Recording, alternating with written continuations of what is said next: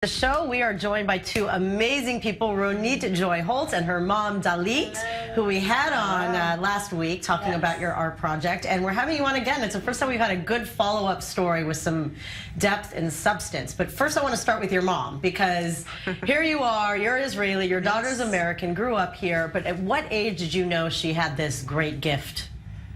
When she was very young, when she started reading and writing, she started doing paintings, little paintings with meaning. Like all her paintings had some type of a meaning to it. Even as a young little girl, like before you think they'd even know that? 5 or 6. 5? Yeah. That's insane. And was it just something that you noticed, like this is not like normal art for a 5-year-old? Yeah, because it had like scriptures from the Tanakh. Wow. And she would do this spiritual painting and with meanings. So how did your mom kind of encourage you, your momager, your own Kris Kardashian? How did she kind of encourage you, throughout life as you had to go to school, you were at the American school, and doing art on the side? Yeah, she just always trusted me. Everywhere I went, she just trusted my intuition. She trusted what I believed, my passion, and it was just really always there for me, always encouraging me no matter what. Even if it didn't go with the societal standards, she was always there for me. Right, and it was brave to kind of tackle, themes that are not, drawing I love you hearts and things like this, right? So once she became 18, and needing to go to the Army, how did this dialogue take place about going to art school versus going to the Army? Well, I thought that she would be the best kind of in a family look, like Israeli fighter. Like Ronit, it's army time, and in Israel you can't really say no to the army. You have to go to the army. Yeah. So she said, no, Mom, I feel like I'm supposed to go to school. I said, well, good luck. If they let you go, that's great. Well, look at how this school has changed your life. So you got a scholarship, and now you did this whole thing in 6 months called Redemption. Yes. And what was the main inspiration behind it and bringing it to Israel?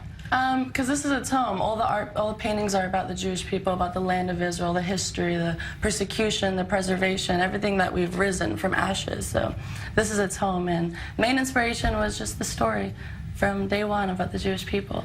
And putting it out there on such a grand scale, like it doesn't, you confronted a major issue, because you came on originally to promote the exhibit, and then it kind of came to a screeching halt. What happened? Basically, we got persecuted. We had a previous gallery that we were at, but unfortunately, due to the love of money, things started getting out of hand, and things were being broken on the treaty, and it was just getting out of hand, so we had to move galleries, and there's a lot of forceful acts that had to take place, unfortunately. Well, and you even caught it on video. I mean, this guy literally took your art and threw it on the street. Yeah. Yes.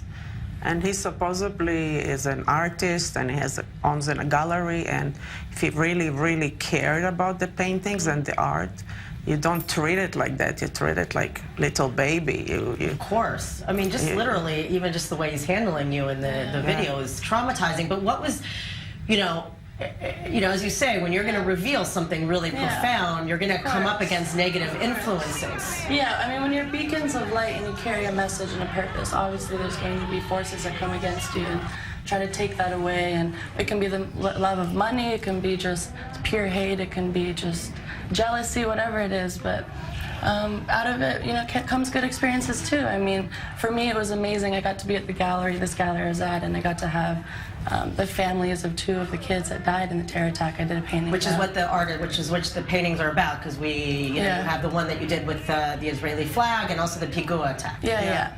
So I got to meet actually Karen, and she was the mother of Erez, who died, and I also got to meet the father Yaakov of Yael Kutiel.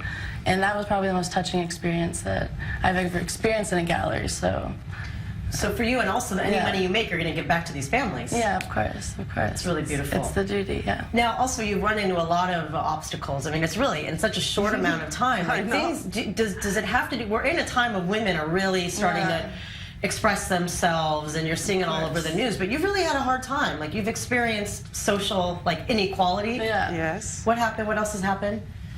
I mean, I'm young. I'm a young artist, and I'm a young woman. So, I mean, just coming up, some people maybe don't take you seriously being a woman or being a young artist. So just have them combined. And we had some issues, but we're strong. And we had like issues of looking at her. She's only 20 years old. They all ask this, how can she paint stuff like this? But some people say, she's only 20. That's our first art show here, solo art show.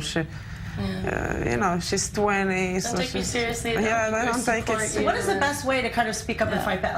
Like it's doing it peacefully, but what is the best, you know, what would be the show of success for you after experiencing this and putting it out anyway? For me, I just believe it's all about the mindset. Whenever you get persecution, if you let it defeat you, then you're going to go down. But you just have to rise up. So I believe that out of all this whole experience, what I learned the most is when you have purpose in life, when you carry a lantern, just keep going forward. There will be strong winds that will try to blow out the light, but just keep going and carry the shoes of peace, really. Right, and is that your Community. message also to other people going through the same thing? Sure. As women also. Yeah. Wow, it's really amazing, and I'm so happy that you guys came on, and it's going to all go so well. I wanted to say one last thing, because you were reading Tehillim, and you had a very interesting one that came up. Yes. We just had an eclipse. Crazy synchronicities happened. So do you have it on your phone still? Yes. Verse. It's all about women. I was actually born a It's woman's a verse from international day. Tehillim 68, Psalm 68.